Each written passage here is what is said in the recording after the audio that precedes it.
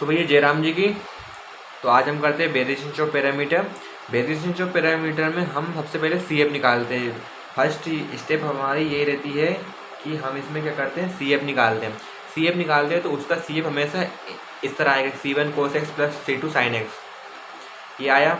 इसके बाद हम क्या करते हैं, जो C1 होता है उसको मान लेते हैं A, और जो C2 होता है उसको मान लेते हैं अपन B।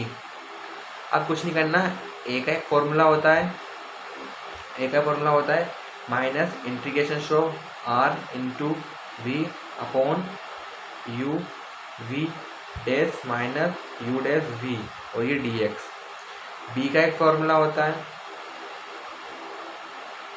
Integration of R into u, और ये u v dash minus u dash v, और ये dx। ठीक है।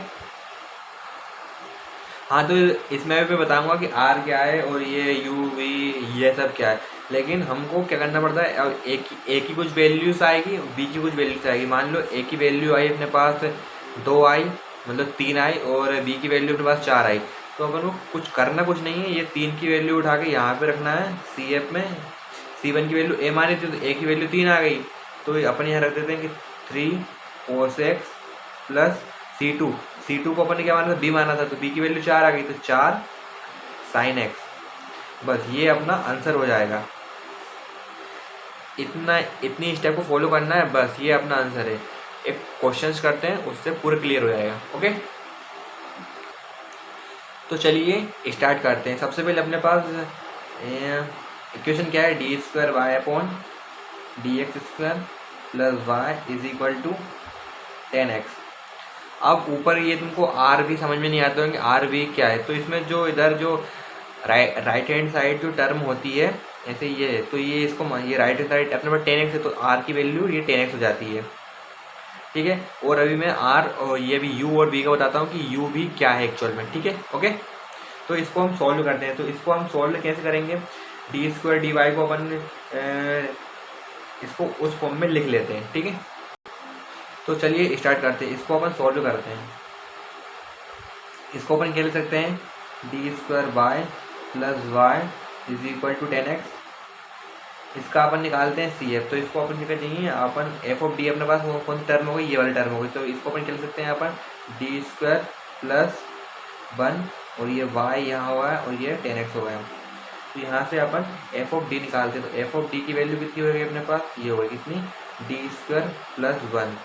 यहाँ से हम निकालते हैं इसके क्या, रूट्स। तो रूट्स हमेशा आते हैं आयोटा प्लस अल्फा की वैल्यू, यानी कि उसका CF हमेशा इस कंडीशन में बनेगा कि C1 cos plus C2 sin, हमेशा CF ऐसे ही आएगा उसका। तो अब हमें इसके रूट्स निकालने हैं। तो रूट्स या तो इस इक्वेशन से निकाल लो या फिर इसी से निकाल लो। तो अपने पास f ऑफ d कितना है, d² प्लस 1 है, तो d² प्लस 1 को 0 को इक्वल कर देते हैं, तो d² is equal to minus का 1 हो जाएगा। अब d इधर है, अब स्क्वायर है तो इधर चल जाएगा, आउट लग जाएगा, तो इधर ये रूट लग जाएगा, तो 1 हो जाएगा। अब √1 की वैल्यू अपने पास अगर अपन निकालते हैं तो d की जगह अपन क्या हो जाएगा, इसको बोलते हैं अपन क्या, आयोटा लग जाता है, इसको बोलते हैं क्या, 1 आयोटा। ठीक है। तो अपने पास बनेगा क्या, अपन कहते हैं कि d is equal to 0 plus minus 1 iota.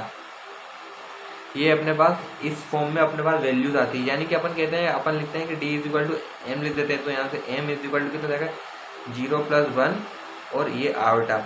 यानी कि किस फॉर्म में आया है, ये अपना उस फॉर्म में आया है, कौन से वाले फॉर्म में, कि अपने पास आया था अल्फा प्लस माइनस बीटा वाले फॉर्म में आया है। तो बीटा की वैल्यू अपने पास कितनी आ गई है, 1।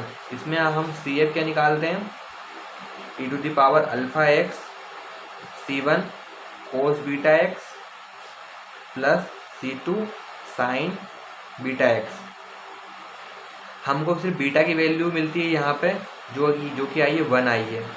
अगर आयोटा के साथ जो रहता है वो अपना बीटा रहता है, और जो 0 है, अगर यहाँ पे हम e⁻0x रखते हैं तो इसकी वैल्यू तो ये 1 हो जाएगी। अपने पास बचेगा क्या, C1 cos beta x plus C2 sin beta x। b की वैल्यू कितनी है अपने पास, बीटा की वैल्यू 1 दी है, तो अपने पास CF क्या हो जाएगा, CF हो जाएगा अपने पास C1 cos x plus C2 sine x, क्योंकि बीटा की वैल्यू 1 है तो अपन यहाँ पे अपना ये CF होगा। अपन ने क्या बोला था कि C1 की वैल्यू अपन को मानना है A और C2 की वैल्यू मानना है अपन को B। अब मैंने कहा था कि उसमें ये U और V क्या है, तो ये U होता है, अपन U मान लेते हैं किसको, cos x को, और V मान लेते हैं sin x को। ठीक है, अब U डैश क्या हो जाएगा, इसका डिफरेंशिएशन कर देते हैं। U डैश cos x का डिफरेंशिएशन माइनस sin x, और V डैश कितना हो जाएगा, sin x का डिफरेंशिएशन cos x। ठीक है, ये अपने U V डैश ये सब चीज़ें होती है। अब बस अपन को कुछ नहीं करना, इसमें इस फॉर्मूले में पुट करो, इसमें R की वैल्यू अपने पास है इधर 10x, इसमें पुट करो, इन सब में बढ़िया पुट करो, A और V की वैल्यू निकालो, A और V की वैल्यू निकाल के इस वाले फॉर्मूले में पुट कर दो, ये अपना आंसर हो जाता है। तो चलो करते हैं इसको ना। ठीक है, ये कर लिए, तो अपन क्या निकालते हैं, A निकालते हैं। A का फॉर्मूला क्या होता है, minus integration of R into V upon U V dash minus U dash V और ये dx। ठीक है, तो भाई साहब होगा क्या, अपने पास है माइनस इंटीग्रेशन, R की वैल्यू क्या थी अपने पास, R की वैल्यू ये जो राइट हैंड साइड होता है उससे अपन कहते हैं ये R की वैल्यू है, तो अपन कहते हैं कि भाई साहब ये हो गई अपनी R की वैल्यू। तो अपन R की लिखा अपन ने कितना 10x माइनस, सॉरी माइनस नहीं मल्टीप्लाई में है ना, मल्टीप्लाई V डैश की वैल्यू कितनी है अपने पास, मतलब V की वैल्यू कितनी है sin x है, तो यहाँ से लिख दिया अपन ने sin x। ठीक है, उसके बाद बटा U की वैल्यू कितनी है cos x है, V डैश की वैल्यू कितनी है cos x है, फिर माइनस U डैश की वैल्यू कितनी है माइनस sin x,